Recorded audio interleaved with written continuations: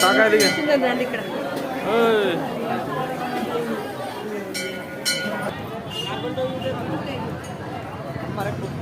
ఈరోజు మహాశివరాత్రి తీసుకొని భక్తులు సంఖ్యలో ఇక్కడ చూసేటువంటి వాళ్ళందరూ కూడా ఆ భగవంతుడు ఆశీస్సులు ఉండాలని చెప్పి కోరుకుంటున్నాం.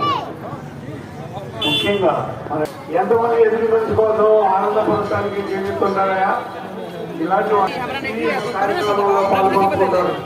వాళ్ళకు నేను ఏ విధంగా చాలా తక్కువ అని చెప్పేసి సభను